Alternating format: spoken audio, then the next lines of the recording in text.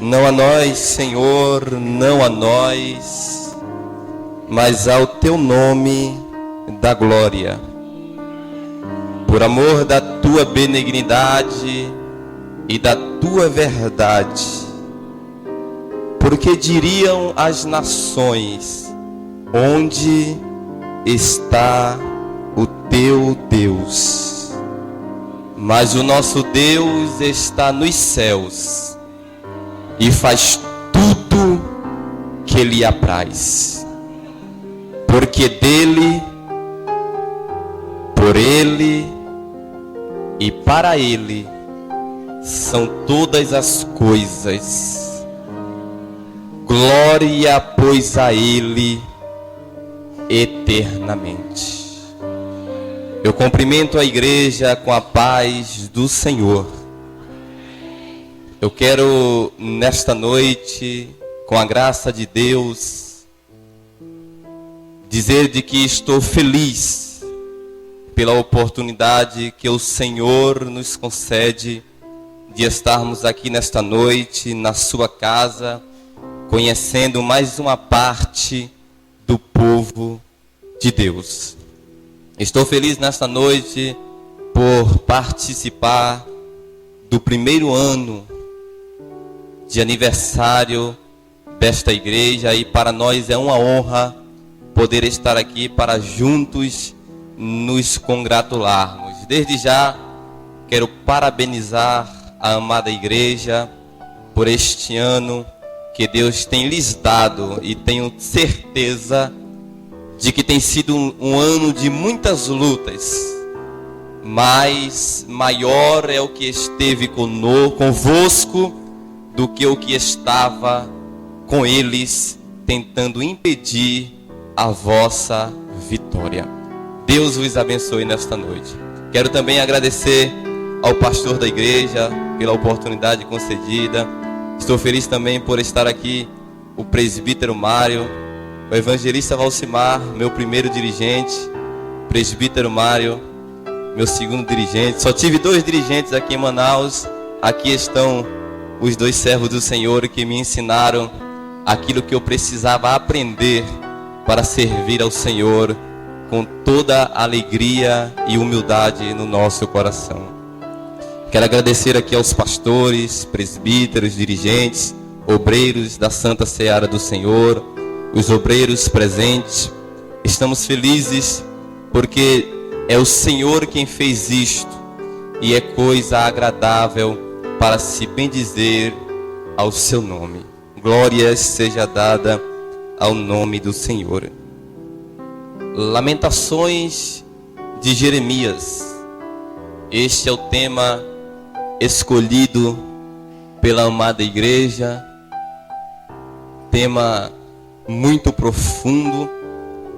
Creio que desde ontem Deus já vem falado através do tema ao coração da igreja, e eu creio que vai continuar falando, porque nosso Deus é um Deus que fala. Capítulo 2, ou melhor, capítulo 3, versículo de número 29. Lamentações de Jeremias 3 e 29. Nos diz assim: ponha a boca no pó, talvez assim haja esperança. Será que seria possível todos nós, em um sobrado, repetirmos este tema nesta noite? Se sim, após o 3, eu conclamo toda a igreja a repetir conosco o tema nesta noite. Vamos lá? 1, 2, 3.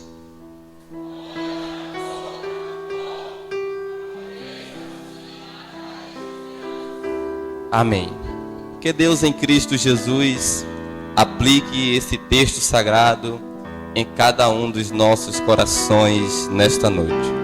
Meus irmãos, estamos diante de um texto sagrado em que o profeta, que por opinião quase que universal, Jeremias, é considerado como tendo sido o autor desta presente obra.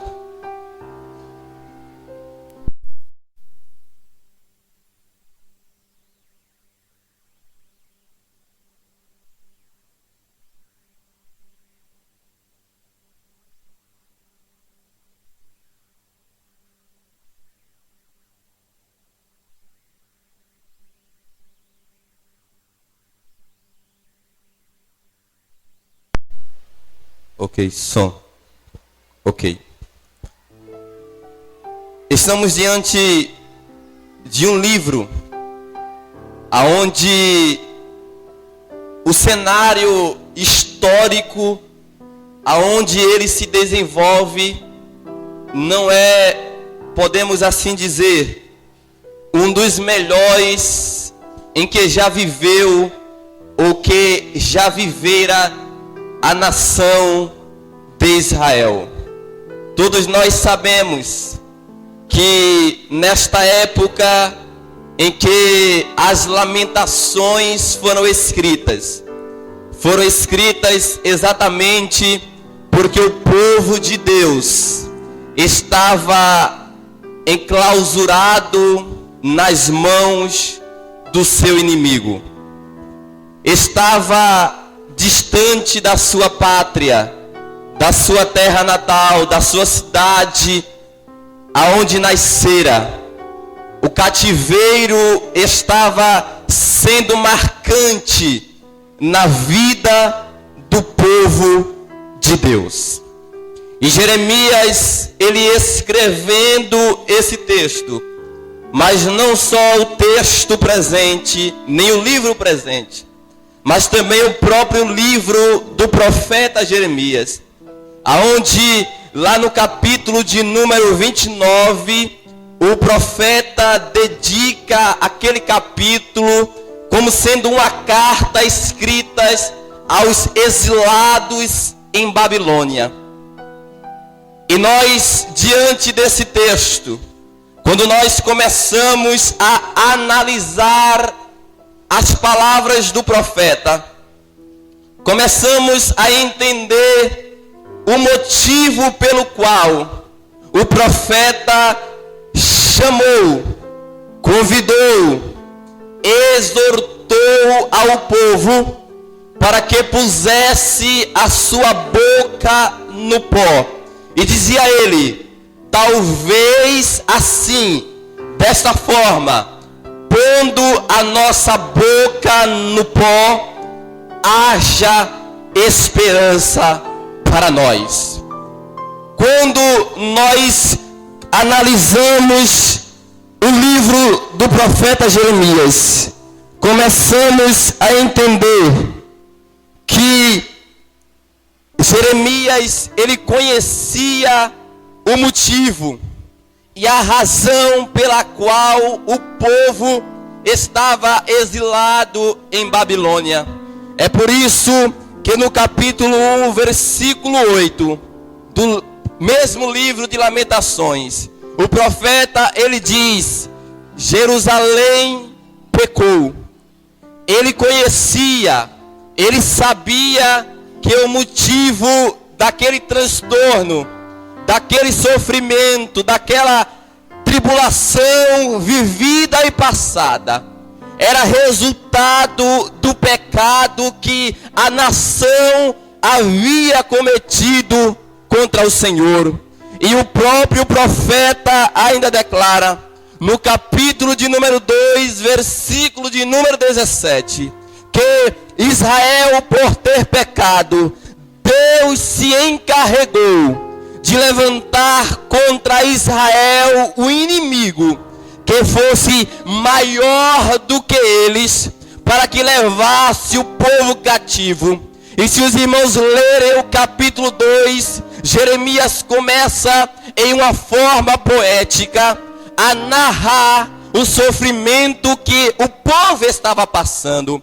E dizia Jeremias que o sofrimento era tão grande que as mulheres desejavam comer o próprio fruto do seu ventre, ou seja, elas tinham filho e desejavam comer o próprio filho por causa da fome e do sofrimento que eles estavam passando.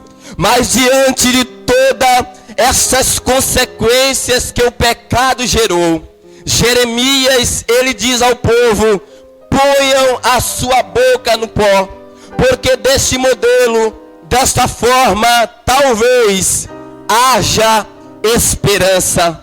A esperança era resultado de um clamor de humilhação gerado dentro do coração daquele povo, para que Deus pudesse ouvir o seu povo e pudesse atender ao clamor de Israel e ir lá e resgatar o seu povo e trazer novamente para estarem em Jerusalém, para que eles pudessem entoar um cântico de alegria, um cântico de salvação e agradecer a Deus pelo seu feito.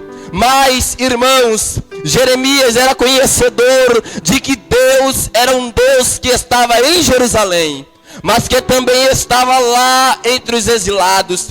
Ele ouviu falar da oração de Salomão quando disse, na construção do templo: Senhor, se algum dia o teu povo se rebelar contra o teu nome, e pecando vier alguém e os levar cativo para longe, e eles se virarem para essa terra, e olhando para esse templo, orarem e buscar a tua face, então eu te peço, Senhor, perdoa os pecados do teu povo, e perdoando os seus pecados, traze-os de volta para estarem aqui nesse templo, adorando e bendizendo o seu nome. E lá no capítulo 7 e no versículo 14 de 2 Crônicas, ele diz: e se o meu povo, que se chama pelo meu nome, se humilhar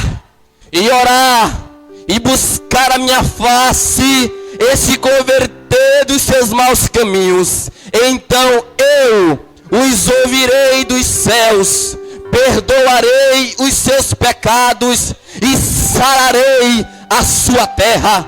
Talvez nesta noite haja adentrado por essas portas alguém que veio a este culto com a terra não sarada, com a terra sentimento ferida pelos fracassos, pelas desilusões, pelas tormentas da vida, pelas lutas, pelas batalhas enfrentadas. Mas Deus nesta noite declara pela sua palavra: eu vou sarar as terras feridas aqui neste lugar, porque este é o meu alvo. Eu creio que Deus ha colocado no coração desta igreja esse grande tema para ser ensinado a este primeiro ano de aniversário, que Deus tem propósito para realizar através desta promessa. Então nos diz o Senhor nesta noite: ponha a tua boca no pó, porque haverá esperança para a tua vida. Oh, aleluias! Glória a Deus! Bendito seja o eterno nome do Senhor para sempre. A esperança clama, humilha, busca a face do Senhor, porque há esperança para a tua vida nesta noite. Mas entre os textos citados nesta noite, existe um que me provocou a atenção. É o que está escrito no capítulo de número 1 e o versículo de número 16 deste livro. Quando o profeta Jeremias, chorando, ele diz ao Senhor: Deus, por estas coisas eu choro. Primeiro, porque o Consolador se afastou de mim, porque era Ele que haveria de restaurar-nos desta situação. Jesus disse: eu vou para o Pai e vos enviarei outro Consolador. A expressão outro Consolador refere-se a alguém que teria as mesmas qualidades que o próprio Jesus. E ele estava se referindo ao Divino Espírito Santo, que estaria para sempre com a igreja, para ajudá-la no seu caminhar e restaurando a sua sorte e a sua esperança. Mas Jeremias, quando ora ao Senhor, ele diz: eu estou chorando, porque aquele que deveria restaurar a minha sorte e a minha esperança, ele se ausentou de nós. Eu quero nesta noite dizer-vos de que o Espírito Santo, ele tem desejos, ele tem sentimentos, e pelo fato de ter sentimentos e de ser uma pessoa e de ter personalidades, é por isso que ele se entristece com o seu povo, e pelo motivo de entristecer, ele acaba se afastando daqueles que não se tornam para o Senhor. Observe que o Senhor Jesus, no capítulo de número 28 e o versículo 19 do Evangelho segundo escreveu São Mateus, ele diz: ide por todo mundo e ensinai a todas as nações, batizando-as em nome do Pai, do Filho e do Espírito Santo. Se nós fizermos um destaque no texto citado e dissermos que Jesus mandou batizar em nome do Espírito Santo, nós vamos descobrir que Ele é uma pessoa, Ele tem personalidade, e a sua personalidade está baseada nos seus sentimentos e na sua característica. E quando eu me refiro aos sentimentos de Deus, eu quero dizer que Tiago, escrevendo a sua carta, no capítulo de número 4, versículo de número 5, ele diz que está escrito que o Espírito de Deus, ele tem ciúme da sua igreja. A expressão ciúme significa zelo, cuidado.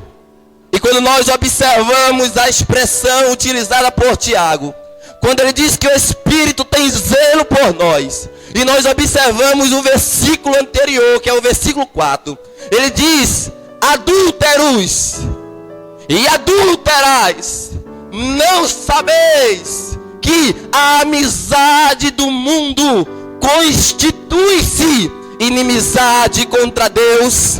E eu concluo esse raciocínio dizendo o seguinte: que quando nós dividimos a nossa vida com Deus e com o mundo, o Espírito Santo sente ciúme pelas nossas vidas. Aleluias.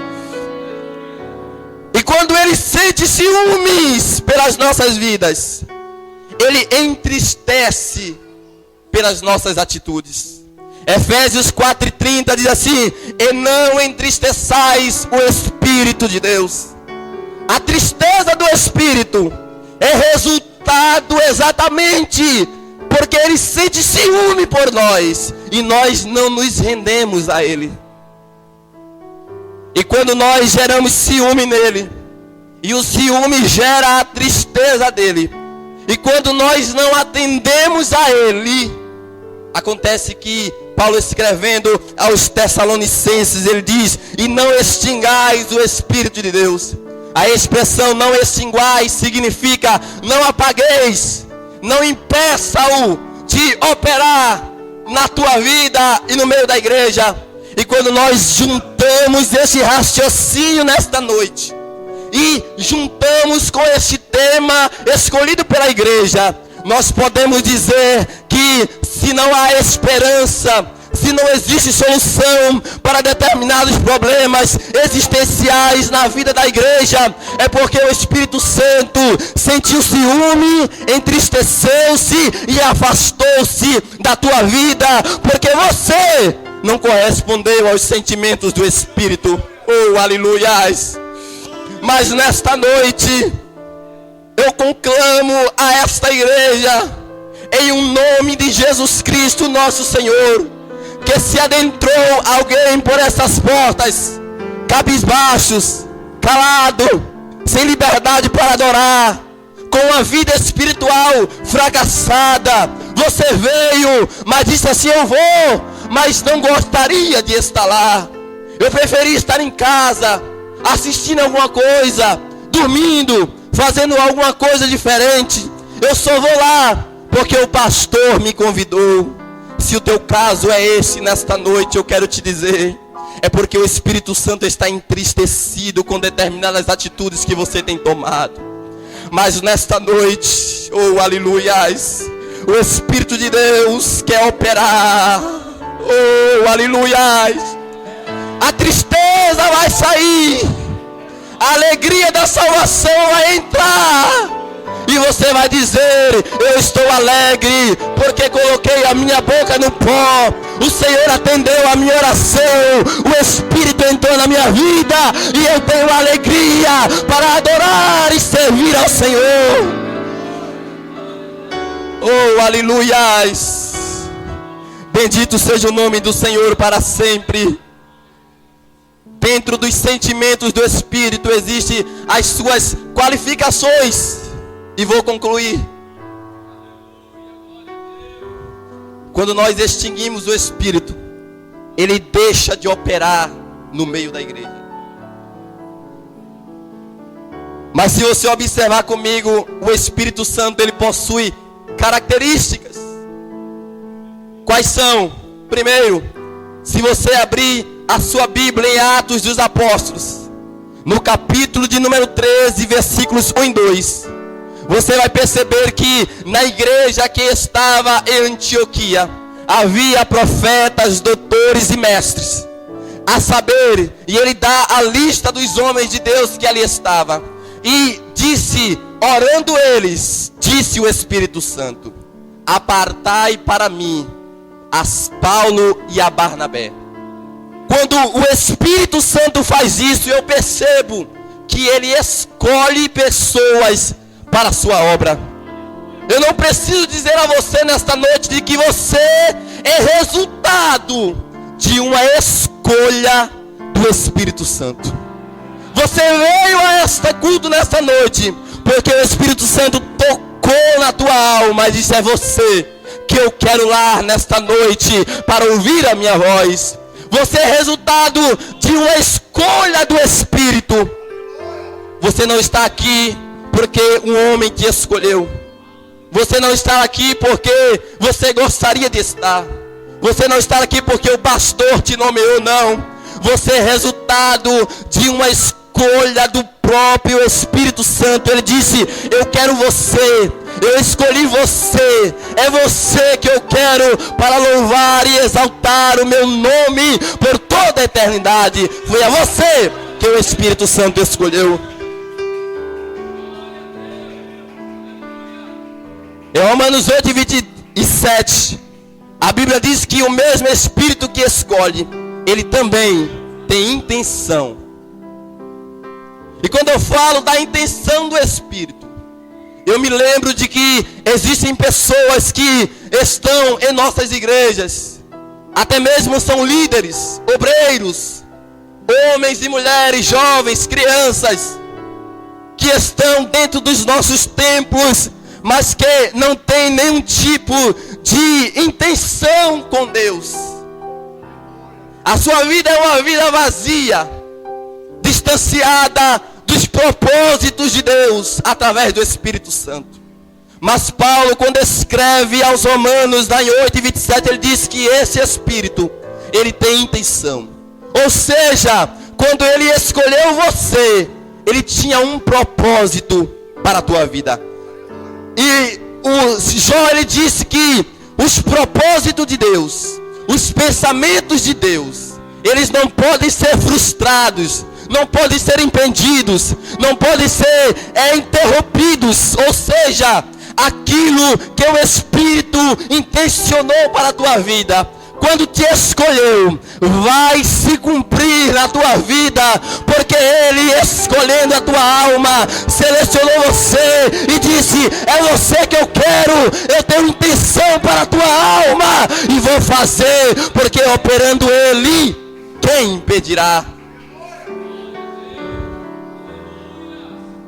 Mas talvez você esteja dizendo: eu fui escolhido por Ele, Ele tem intenção na minha vida, mas eu não sei quais passos devo tomar, quais atitudes devo tomar. Eu convido a igreja para se colocar de pé nesta noite, em nome de Jesus. Não se preocupe, filho, porque o mesmo Espírito que te escolheu é o mesmo que tem um propósito bem específico e detalhado para a tua vida. E é o mesmo que te guia por esse propósito. Lucas 2:27 diz que Simeão estava em casa quando o Espírito Santo o guiou até o templo. E chegando no templo, ele disse que ele aguardasse, porque teria uma bênção para a vida dele. E a Bíblia diz que Simeão sustentou a Jesus nos braços, porque era um sonho que ele tinha diante de Deus. O Espírito Santo está guiando a tua vida, está direcionando os teus passos, está estabelecendo os seus propósitos, está especificando os compromissos que foram assumidos. Oh, aleluias! Mas talvez você entrou nesta noite como Jeremias, sem esperança, sem convicção, afastado dos propósitos de Deus, dos planos estabelecidos por Ele para a tua vida. Mas nesta noite, o Espírito de Deus tem um milagre para ser operado na tua vida. E é hoje que Ele marcou um compromisso com a tua alma para fazer você um vencedor na presença dEle, porque Ele quer que isso seja assim. Aleluias! Quero voltar ao primeiro amor. Alguém louva, por favor, a irmã, em nome de Jesus. Eu quero convidar nesta noite aqui à frente. Não é todo mundo.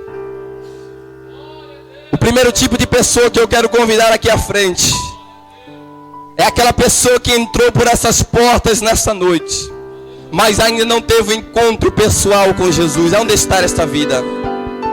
Jesus te desafia nesta noite. Sai de Babilônia e vem para Jerusalém, porque Ele tem um plano para a tua vida aqui nesse lugar. Aonde está a primeira alma nesta noite? Vem para os braços do Pai. Vem para os braços do Espírito Santo. Eu quero convidar aqui à frente você, jovem, você, adolescente, você, irmão, irmã, que sabe que Deus tem um propósito na tua vida, tem um plano específico para você, mas você está distante dos propósitos de Deus. Cadê esta vida? Eu sei que ela está aqui nesta noite. Volta hoje aos braços de Deus, que Ele está aguardando. Oh, Espírito Santo, opera um milagre aqui nesse lugar. Oh, Espírito Santo, opera nesta hora. Eu me arrependo. Aonde está esta alma cansada dos fracassos da vida, das lutas? Aonde estás, filho? O obreiro traz esta alma cansada que deseja entregar-se para Jesus nesta noite.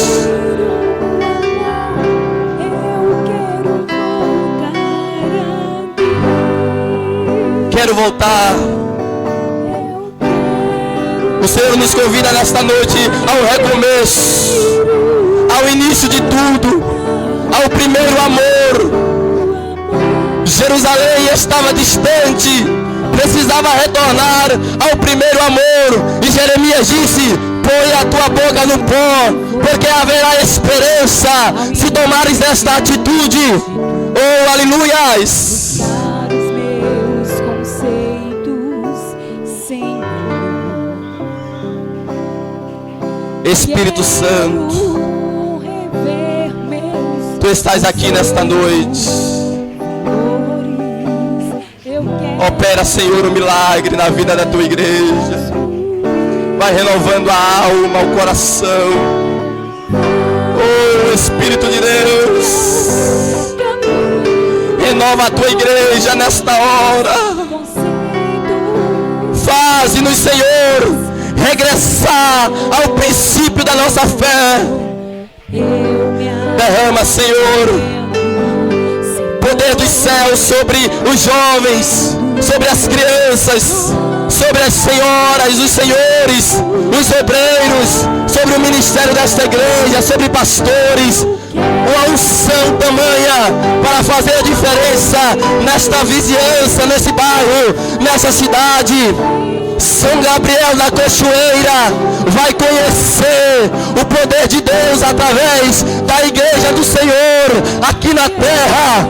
Repreende, Senhor, todo espírito de maldição, de prostituição, de malícia, de opressão, de maldição. A vitória é da igreja pelo sangue de Jesus. Oh, aleluia!